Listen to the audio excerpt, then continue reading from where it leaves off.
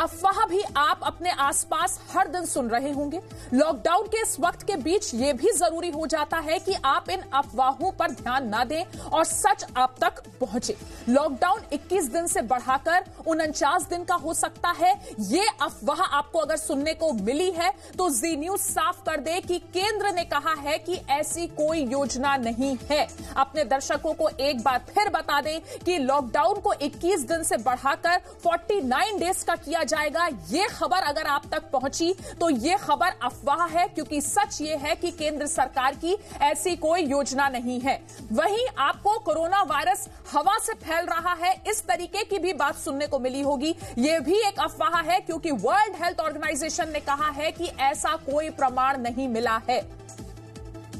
अगर आपको यह बताया गया है कि कोरोना संक्रमित की मौत ही हो जाती है, तो आपको सच बता दें कि 80% मरीजों के ठीक होने की संभावना है। अगर बाजार पूरी तरह से बंद हो सकते हैं, यह खबर आप तक व्हाट्सएप और अलग अलग सोशल मीडिया प्लेटफॉर्म्स के जरिए पहुंच रही है, तो आपको यह बता दें कि सच यह है कि जरूरी वस्तुओं की आपूर्ति सरकार, केंद्र सरकार, राज्य सरकार लगातार करेगी। गर्मी शुरू होते ही कोरोना वायरस खत्म हो जाएगा, यह भी आप सुन रहे होंगे, तो आपको बता दें कि इसका कोई साइंटिफिक प्रूफ नहीं है, अभी तक कोई प्रमाण नहीं मिला है। अफवाह यह भी है कि हर किसी के लिए N95 मास्क पहनना जरूरी है, जबकि सिर्फ हेल्थ केयर वर्कर्स के लिए N95 मास्क पहनना जरूरी है। और जी मीडिया संवाददाता विशाल पांडे इस वक्त हमारे साथ लगातार जुड़े हुए हैं। विशाल, हम देख रहे हैं कि किस तरीके से कोरोना के संक्रमण से भारत को ज्यादा से ज्यादा रोका जा सके, भारत में कम से कम नुकसान हो, इसके लिए केंद्र सरकार और तमाम राज्य सरकारें युद्ध स्तर पर काम कर रही हैं। ये जो कमिटीज बनाई गई हैं मोदी सरकार के द्वारा, इनके बारे में थोड़ी जानकारी दीजिए। देखिए 11 कमेटियों का गठन किया गया और ये 11 कमेटी देश भर में कोऑर्डिनेशन का काम करेंगे और सबके अलग अलग काम बांटेंगे। और इसमें सीनियर लेवल, सेक्रेटरी लेवल के अधिकारी शामिल किए गए, नीति आयोग के अधिकारी हैं, पीएमओ के अधिकारी इस पर सीधी नजर रखेंगे। और इसमें इसी चीज पर फोकस रहेगा, कैसे मेडिकल फैसिलिटीज काम कर रही हैं, क्वारंटीन सेंटर्स कैसे काम कर रहे हैं, लॉकडाउन का निर्देशों का पालन कैसे किया जा रहा है, लोगों के बीच कोई अफवाह ना आए, लोगों के बीच कोई भय ना आए, लोगों को जरूरी सामान समय से मिलता रहे, इन तमाम चीजों फोकस रहेगा। इसके अलावा इसमें जो कमेटी है वो इस बात पर भी नजर रखेगी कि डॉक्टर्स की फैसिलिटी किसी भी हालत में कम ना हो, आइसोलेशन वार्ड्स ज्यादा से ज्यादा बनाए जाएं और जितने संक्रमण के केसेस आए हैं वो एक दूसरे के संपर्क में अगर कोई आए तो उनको क्वारंटीन में राज्यों के साथ कोऑर्डिनेशन करके कैसे रखा जाए ताकि संक्रमण को रोका जाए। तो ये सारी कमेटियां पीएमओ को सीधे रिपोर्ट करेंगी। प्रधानमंत्री कार्यालय की पूरी नजर है। एक बात पूरी तरह से हम साफ कर देते हैं, जैसा आपने कहा था कि अफवाहों पर बिल्कुल ना जाए। 14 अप्रैल के बाद अभी तक कोई ऐसा प्लान सरकार का नहीं है कि इस लॉकडाउन को बढ़ाया जाए, लेकिन यह जरूर है, ये सब कुछ हमारे और आपके ऊपर निर्भर करेगा कि हम अगर इन 14 अप्रैल तक लॉकडाउन के निर्देशों का पालन किस तरह से करते हैं। हम घर से कम अगर निकलेंगे, अगर हम भीड़ भाड़ इकट्ठा नहीं करेंगे, अगर हम घर में ही रहेंगे तो 14 अप्रैल तक ही रहने का विचार है। लेकिन सब कुछ स्थितियों पर निर्भर करेगा और आपके ऊपर निर्भर करेगा आप कितना सहयोग करते हैं सरकार का लॉकडाउन के दौरान। बिल्कुल विशाल, और एक अफवाह जो लोगों को लगातार परेशान और कर रही है, लॉकडाउन की मियाद बढ़ने के अलावा जो एक और अफवाह है वो ये है कि जरूरी सामान की आपूर्ति कहीं ऐसा ना हो कि आने वाले दिनों में बंद हो जाए। उसको भी सरकार लगातार कोशिश कर रही है इस अफवाह की हवा निकालने की। लेकिन आप किस तरीके से दर्शकों को बताना चाहते हैं कि क्या तैयारी है केंद्र सरकार की और तमाम राज्य सरकारों की?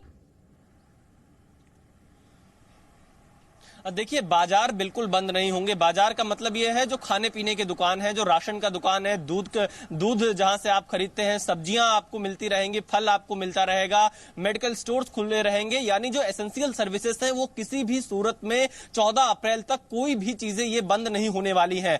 बल्कि इनके रेट को कैप किया जा रहा है, नियंत्रण में लाया जा रहा है ताकि कोई महंगे रेट पर सामान और राशन ना बेच सके, इस दौरान कोई मजबूरी का फायदा ना उठा सके। तो पूरी तरह से ये क्लियर है कि कोई भी राशन की दुकान बंद नहीं होगी। और हर नागरिक से जी न्यूज भी यही अपील करता है, जितना आपको जरूरत हो आप उतना ही सामान खरीदकर अपने घर में रखें। आपको भी अपने घर में अधिक सामान रखने की कोई जरूरत नहीं है। आप जब चाहेंगे आपको राशन की दुकान से राशन मिल सकता है, सामान मिल सकता है, इसलिए किसी प्रकार से इसमें परेशान होने की जरूरत नहीं है। जितना आपको आवश्यकता हो उतना आप घर में रखिए। और दुकानदारों के लिए भी एक चीज बिल्कुल स्पष्ट है, अगर कोई महंगे रेट पर सामान बेचता है या कालाबाजारी करता है तो आवश्यक वस्तु अधिनियम के तहत उनके ऊपर कार्रवाई हो सकती है, उनके ऊपर मुकदमा किया जा सकता है अगर वो ग्राहकों को महंगे रेट पर सामान बेचते हैं। कई जिला प्रशासन, कई राज्य की सरकारें बाकायदा कैपिंग कर रही है कि आप आटा 28 से 30 रुपए किलो के बीच में ही बेच सकते हैं, सरसों का तेल 100 से 120 रुपए पर लीटर के हिसाब से आप बेच सकते हैं। तो इस तरह कैपिंग भी की जा रही है ताकि लोगों को कोई परेशानी ना हो। हर किसी से जी न्यूज अपील करता है लॉकडाउन को सफल बनाए,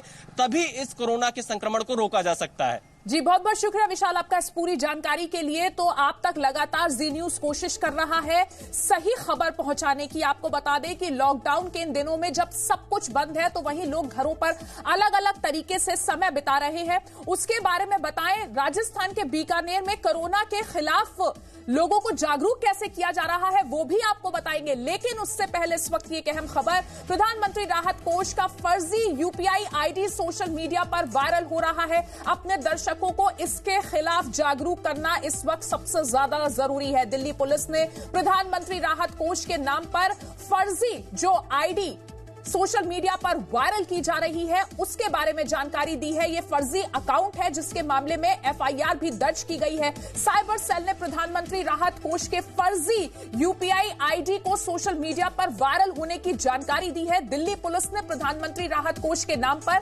फर्जी अकाउंट को ब्लॉक किया है।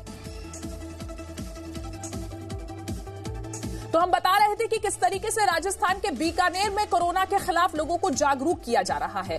पतंगे यहां उड़ाई जा रही हैं, पतंग पर लिखे मैसेजेस के जरिए लोगों में जागरूकता फैलाने का काम किया जा रहा है कि कैसे हम कोरोना के खिलाफ ये जंग जीत सकते हैं। ये तस्वीरें आपको दिखा रहे हैं। की छतों पर आप देखिए किस तरह से लोग पतंगबाजी का आनंद ले रहे हैं। आसपास के जो लोग हैं, हालांकि देखिए सोशल डिस्टेंस जिसकी बात लगातार की जा रही है, लोग एक दूसरे से सटकर नहीं खड़े हो रहे हैं, दूर खड़े हो रहे हैं। ये अपने आप में एक अच्छा संदेश है। और इन तमाम पतंगों पर आप देखिए कोरोना से बचाव है तो घर में रहे, हाथों को बार बार धोएं, ये मैसेज लिखकर इन पतंगों को उड़ाया जा रहा है। और उड़ाने के साथ साथ इन्हें तोड़कर, यानी डोर जो है उसे तोड़कर छोड़ दिया जाता है ताकि लोगों के घर तक जाए ये, और एक संदेश देने का माध्यम भी बन रहे हैं। तो कहीं ना कहीं बीकानेर की जो ये परंपरा है अक्षय तृतीया पर पतंगबाजी, लेकिन अब इस बार अक्षय तृतीया से पहले ही ये पतंगबाजी जो है लोगों में देखने को मिल रही है। इस पतंग पर आप देखिए नीचे प्रधानमंत्री नरेंद्र मोदी ने जो अपने संबोधन में कहा वही मैसेज इस पतंग पर लिखा है। यानी प्रधानमंत्री की जो आह्वान है उस पर लोग अब काम कर रहे हैं, घरों में है, और कहीं ना कहीं एक संदेश जो है वो पतंगों के जरिए यहाँ के घर की छतों से भी देते नजर आ रहे हैं। कैमरा पर्सन घनश्याम के साथ रौनक व्यास, जी मीडिया। तो जी न्यूज लगातार आपसे अपील कर रहा है कि घर पर रहें और लोगों से डिस्टेंस बनाकर रखें, दूरी बनाकर रखें। एक छोटा सा ब्रेक यहां लेते हैं, फौरन लौटेंगे, आप बने रहिए हमारे साथ।